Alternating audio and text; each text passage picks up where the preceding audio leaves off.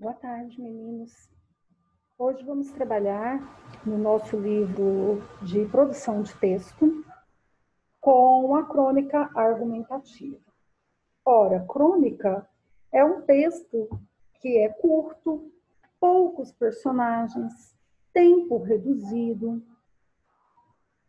e, normalmente, a crônica é feita através de um acontecimento cotidiano, seja uma situação política ou econômica, seja uma situação como comprar os pães e ser fechado pelo lado de fora do apartamento, como a crônica O Homem Nu, né? Ele vai comprar os pães, ele vai pegar os pães que estão sendo deixados do lado de fora pelo padeiro, naquela época era assim, e aí a porta dele se fecha e é uma porta como de hotel, só se abre ou com a chave ou com o cartão. Caso contrário, você fica do lado de fora. É o que acontece nessa crônica super interessante que virou até filme, né? Mas ela é uma crônica argumentativa. Da onde vem a palavra argumentativa? Vem de argumentação, vem de argumentar, sobre falar sobre determinado assunto, expor um ponto de opinião com relação ao contexto, ao assunto. Então, você vai ler uma crônica argumentativa escrita pela Marta Medeiros e você vai ver que os tipos de características desse tipo de texto são diferentes das que você viu no capítulo anterior, que também era crônica, crônica humorística, outros tipos de crônica. E aí, vocês vão conhecer um pouquinho sobre essa palavra, sobre esse termo. Você sofre de nomofobia? A população, a popularização da tecnologia, ela parece inocente quando é relacionada a doenças. Mas, no entanto, não só agora em 2020, em que temos que em muitas situações que usar o computador ou o celular, a internet, para que a gente possa se comunicar uns com os outros, né?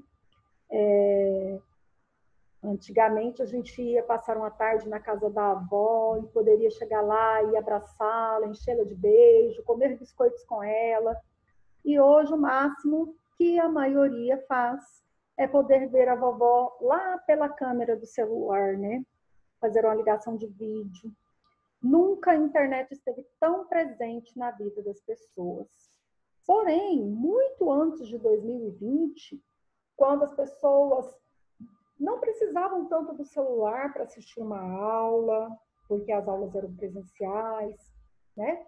Não precisava do celular para tantas coisas como hoje, inclusive atender em home office, né? As pessoas utilizavam o celular também por um vício. E esse vício de tal forma que muitos têm fobia de ficar sem o celular. Então, mobile, fobia, medo de ficar sem celular em português. Então, segundo os especialistas, a chegada dos smartphones e da internet ilimitada expandiu o problema para todo mundo. A crônica argumentativa que vamos ver é da Marta Medeiros, nascida em 1961 e viva, né? Ainda no momento em que ela foi escrita, o texto foi escrito em 2010, se eu não me engano, daqui a pouquinho a gente confere, mas então ainda ela é viva, né? Por isso que não tem aqui a segunda data, que é colocada só quando tem a pessoa já falecida.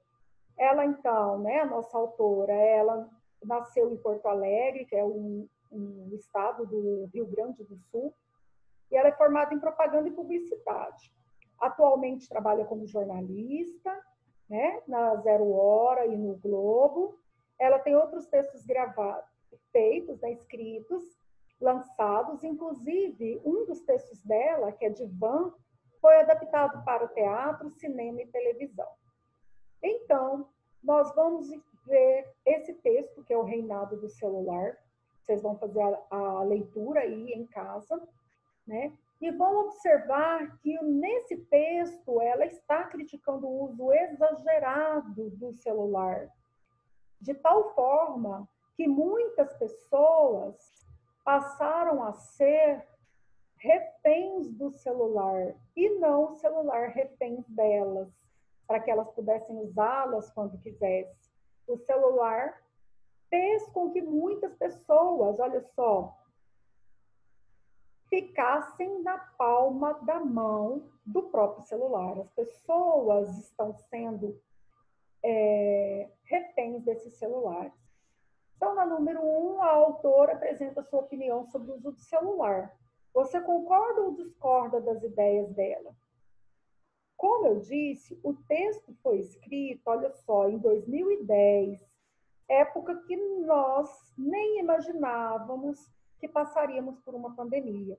Então, o texto vai ser analisado de acordo com aquela época, tá bom? E não de acordo com 2020.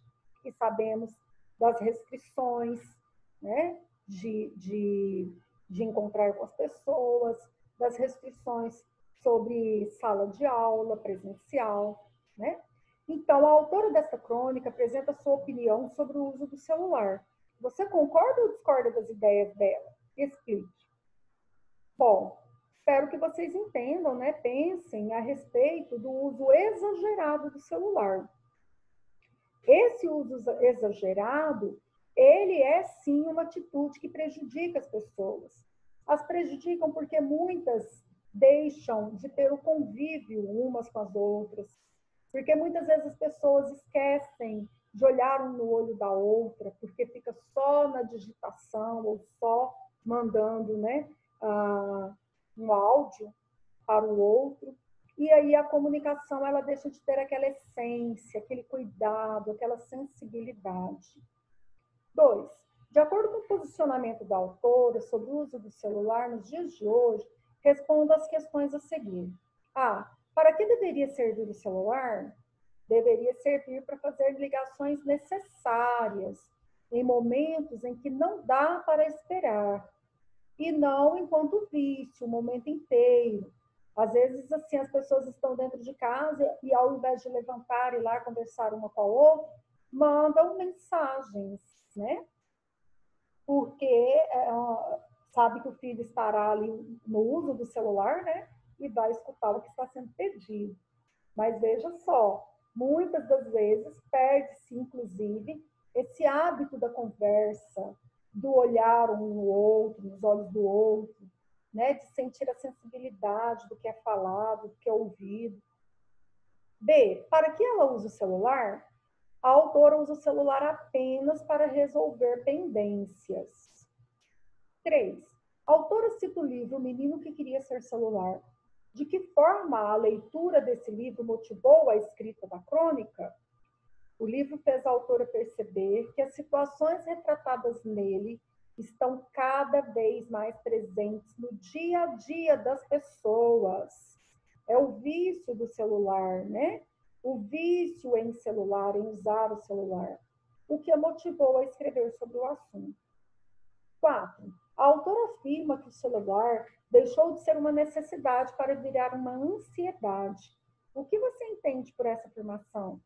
Gente, as pessoas estão tão ansiosas que elas acham que o outro, aquele que está do outro lado da linha, da mensagem, da internet, tem que responder instantaneamente a tudo que é perguntado. Veja que cada um tem seu tempo, cada um tem sua necessidade. Às vezes você está num momento que está perguntando sobre uma tarefa, sobre uma necessidade de uma resposta, e o professor está do outro lado gravando aulas. Ele não pode responder instantaneamente a sua resposta. Assim também eu vejo aqui em casa, minhas meninas às vezes me perguntam assim algo e quer que eu responda instantaneamente.